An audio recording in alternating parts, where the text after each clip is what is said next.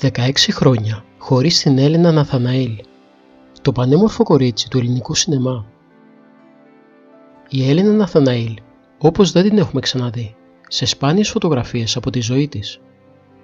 Ήταν 4 Μαρτίου του 2008, όταν η Ελληνίδα ηθοποιός της δεκαετίας του 70 άφησε την τελευταία της πνοή σε ηλικία 61 ετών, χτυπημένη από καρκίνο στους πνεύμονες.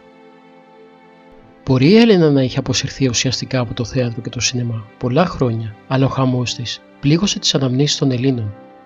Σκοτίνιασε τον καταγάλανο ουρανό της μάνης που λάτρευε, της Εύβοιας που ζούσε τα τελευταία χρόνια της, με τον έρωτα της ζωής της, τον παλέμαχο ποδοσφαιριστή Τάσο Μητρόπουλο. Έδειξε το ταλέντο της πριν ακόμη ηλικιωθεί, πριν καταλάβει τι είναι υποκριτική, φέρνοντας με τη διαφορετική για την εποχή ομορφιά της ένα φρέσκο αέρα στα κινηματογραφικά στούντιο, αναστατώνοντας το κοινό. Η Έλενα Ναθαναήλ, μπαίνοντας στο χώρο του θεάματος κοριτσάκι, είχε να αντιμετωπίσει την εθνική στάρ Αλίκη Βουγιουκλάκη, τη Τζέννη Καρέζη και τη λίγο μεγαλύτερη της Ζωή Λάσκαρη, που είχε ήδη κάνει τεράστια επιτυχία. Η Έλενα Ναθαναήλ Δελιβασίλη ήταν γόνος εύπορης οικογένειας. Ο πατέρας της ήταν υφαντουργός και με καταγωγή από το Εβαλί, ενώ η μητέρα της, από την οποία κράτησε και τον Ναθαναήλ, είχε καταγωγή από τη Μάνη.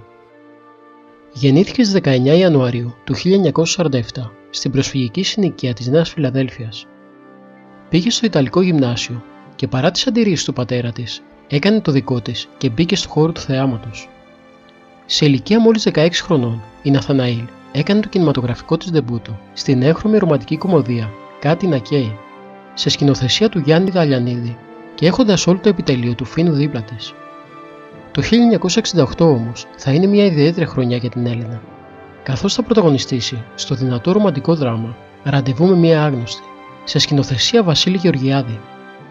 Μια ενδιαφέρουσα ταινία από τις καλύτερες της καριέρας της, που θα της χαρίσει και το βραβείο πρώτου γυναικείου ρόλου στο Φεστιβάλ Θεσσαλονίκης σε ηλικία 21 ετών. Δίπλα της ο Γιάννης Βόγλης και ο Δημήτρης Μιράτ. Τον επόμενο χρόνο θα παίξει στο φιλμ «Ξύπνα Βασίλη», μία από τις καλύτερες κωμικές σάτυρες του παλιού ελληνικού σινεμά, και έχοντας ως πρωταγωνιστές τον υπέροχο Γιώργο Κωνσταντίνου, τον Αλέκο Αλεξανδράκη και τον Γιώργο Μιχαλακόπουλο. Η Ναθαναήλ, παρότι ακόμη κοριτσόπουλο, θα δείξει με τη μετρημένη και φρέσκια ερμηνεία της ότι έχει όλα τα φόντα για μια ακόμη καλύτερη πορεία. Ωστόσο, κάπου εδώ τελειώνουν και πολλές ελευθερίες στο σινεμά. Η Χούντα επιβάλλει τη δική της αισθητική και το δικό της ιδεολογικό περίγραμμα, δίνοντας ακόμη μια κλωτσιά στον ελληνικό σινεμά που είχε αρχίσει ήδη να παρακμάζει. Ήταν γυναίκα που είχε μεγάλες κατακτήσεις στην εποχή της, όμως δεν το εκμεταλλεύτηκε ποτέ για παραπάνω δημοσιότητα. Η Έλενα Ναθαναήλ ήταν ασυμβίβαστη και ένα ελεύθερο πνεύμα. Δεν παντρεύτηκε ποτέ. Όμως το 1973 απέκτησε μια κόρη με τον επιχειρηματία Γιώργο Τσαγκάρη, την Ίνκα. Το παιδί ήταν συνειδητή επιλογή. Υπήρξε μια συγκλονιστική σχέση με τον πατέρα της, ο οποίος εξακολουθεί να είναι πολύ καλός μου φίλος, είχε πει η αξέχαστη ηθοποιός. Ίσως η εξυπνάδα μου να ήταν ότι δεν παντρεύτηκα, και αυτό διότι όταν χώρισα δεν χρειάστηκε να κατηγορήσω τον άνθρωπό μου για να πάρω ένα καλό διαζύγιο. Απλώς δεν ταιριάξαμε και χωρίσαμε ωραία και πολιτισμένα, χωρίς το παιδί να σοκαριστεί και να ενοχληθεί. Η Ίνκα είναι ένα ευτυχισμένο παιδί, είχε δηλώσει η Έλενα. Τα τελευταία χρόνια της ζωής της, μαζί με τον επί 29 χρόνια σύντροφό της, βετεράνο ποδοσφαιριστή του Ολυμπιακού Τάσο Μητρόπουλο, κατοικούσαν στην Εύβοια και δήλωνε ότι ήταν αγρότισσα και ασχολιόταν με την παραγωγή κρασιού. Ναι, σαν το παλιό καλό κρασί θα μπορούσε να επιστρέψει στη μεγάλη οθόνη και στις δεκαετίες του 1980 και 1990.